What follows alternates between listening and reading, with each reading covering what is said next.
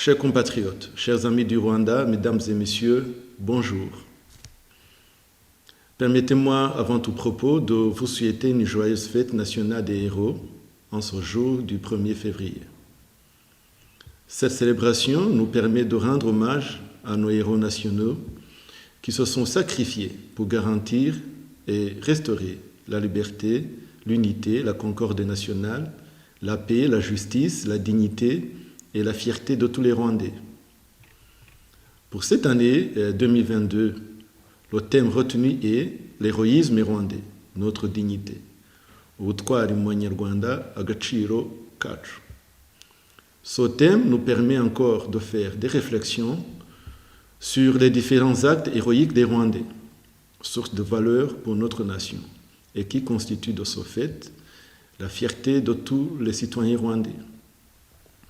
Ces valeurs nous permettent de construire le Rwanda que nous voulons, un pays dans lequel la bonne gouvernance, le développement socio-économique et la cohésion sociale ne sont plus des rêves ou des mots vains, mais une réalité que vit chaque jour les Rwandais. L'année passée, à l'occasion de cette même journée nationale, Son Excellence, Monsieur le Président de la République, nous a rappelé l'essence même de cette journée, en ces termes, et je cite, « Le dévouement désintéressé envers notre nation, des héros que nous honorons aujourd'hui, nous a montré ce que nous pouvons accomplir. La nation que nous avons est le résultat de leur sacrifice. Ce sont les valeurs que nous devons transmettre à la génération suivante. » Fin de citation. En effet, cette célébration représente une opportunité unique de donner à tous les Rwandais, en particulier les jeunes, partout où ils se trouvent, tant au Rwanda qu'à l'étranger, l'occasion de mieux connaître les valeurs fondamentales telles que le patriotisme, l'unité et le travail qui ont toujours caractérisé nos héros. Leurs actes servent de lumière et d'exemple pour nous, pour les jeunes et pour toujours. Cette année, l'ambassade de la République du Rwanda au Sénégal, qui couvre aussi le Mali, la Gambie, la Guinée-Bissau, le Cap-Vert, en collaboration avec les communautés des Rwandais vivant dans ces pays, a organisé une semaine de célébration virtuelle de l'héroïsme. À cet effet, du 1er au 7 février, une semaine sera consacrée à la projection quotidienne de courtes vidéos contenant des messages, des poèmes et des chansons louant la bravoure de nos héros et seront partagés chaque jour sur les réseaux sociaux à partir de 12 heures, temps universel. Ainsi donc, je vous invite à vous tenir prêts chaque jour à 12 heures pour ne pas manquer un seul message de nos compatriotes. Enfants, jeunes, adultes, hommes et femmes nous ont réservé. Encore une fois, je vous souhaite une bonne et joyeuse fête des héros nationaux.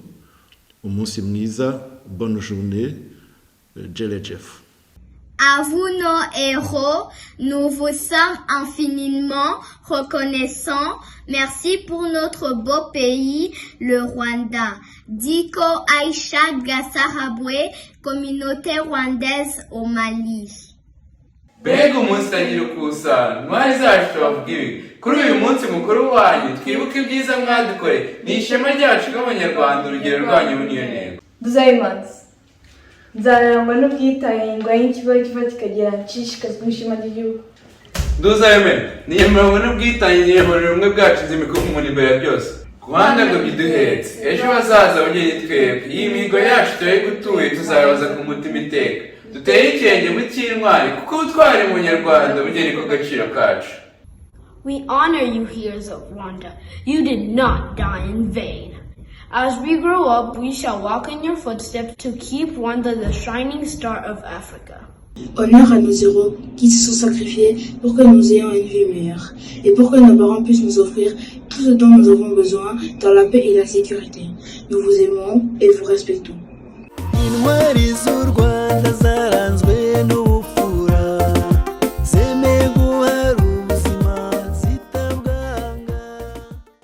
muri intwari mwe mwashyize ubuzima bwanyu mu kaga kubera umudendezo wacu.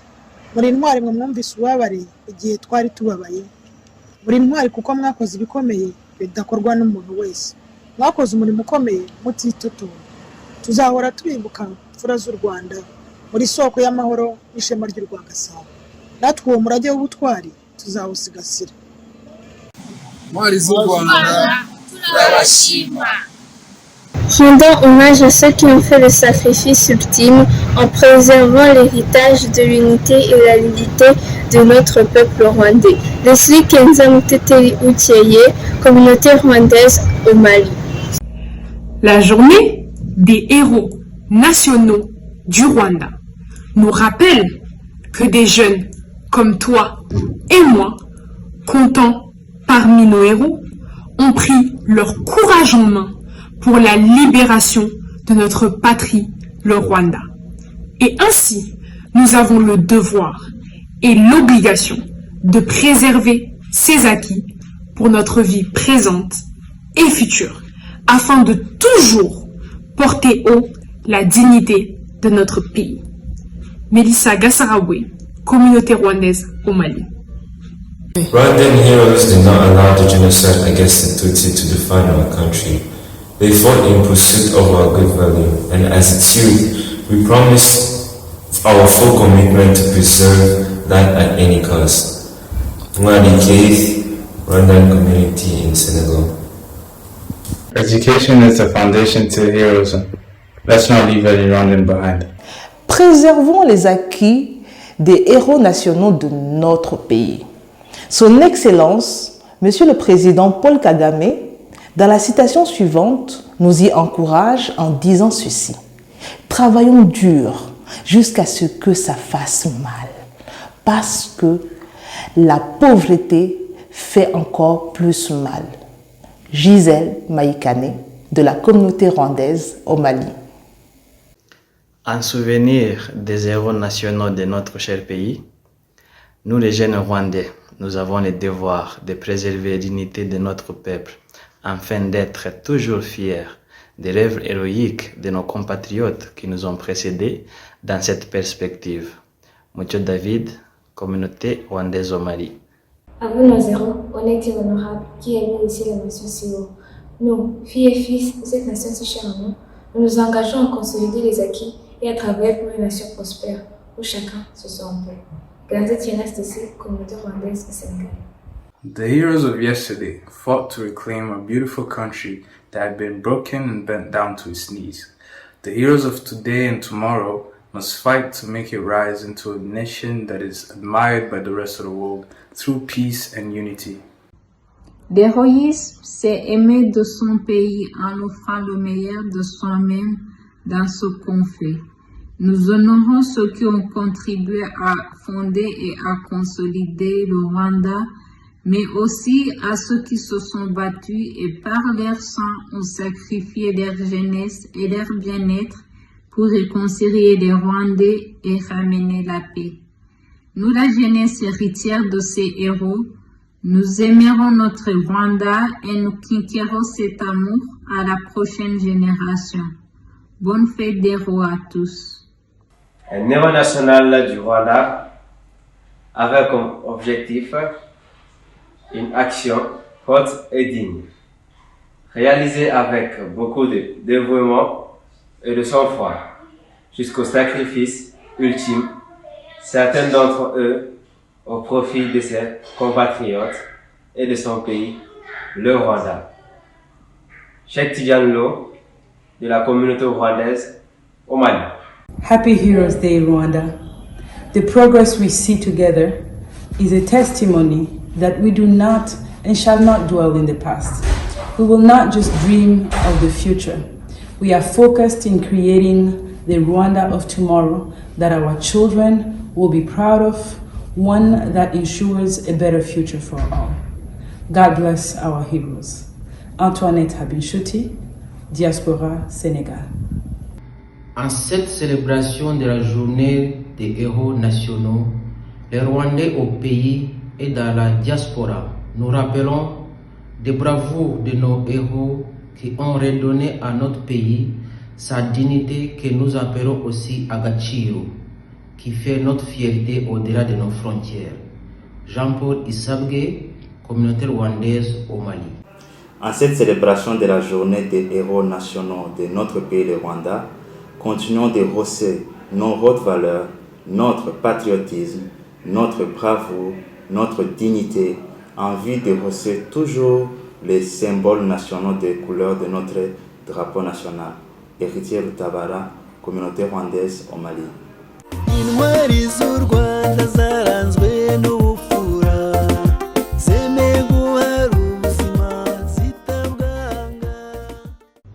Le thème de la célébration de la journée des héros nationaux du Rwanda de cette année 2022 étant notre héroïsme, notre dignité, nous le préservons à jamais, car, comme le dit son Excellence, Monsieur le Président Paul Kagame, le Rwanda a changé pour de bon et pour toujours. Mami Umulisa de la communauté rwandaise au Mali. Intwari n'abanyarwanda bagaragaje kwitangira u Rwanda batizigama. Natwe abanyarwanda twese tugomba kugera ikirenge mu cyabo, tukamenya imigambi y'igihugu, tugashishikarira gushyiraho akacu, urwatubyaye rugatera imbere. Umunsi mwiza w'intwari. La journée des héros nationaux est un moment où nous, peuple rwandais, réfléchissons encore une fois de plus à des initiatives visant à renforcer le développement de notre pays et à redoubler de courage dans notre vie quotidienne, comme l'ont fait nos héros d'hier que nous célébrons aujourd'hui pour la 28e fois. Eric Hitayezu, communauté rwandaise au Mali. Intwari z'u Rwanda zaranzwe n'ubupfura, zemeye guhara ubuzima zitabwanga, izatatiye igihango cy'umunyarwanda, umutima ukunda igihugu zagaragaje, n'urugero rwiza zadusigiye twese, umutima ukomeye. Ntoza abana banjye y'uko urukundo rw'igihugu, kwimakaza indangagaciro na kirazira, ndetse no kurangwa n'ubutore n'ubutware mu rubyiruko n'abakuze ari intandaro ihamye y'ubutware.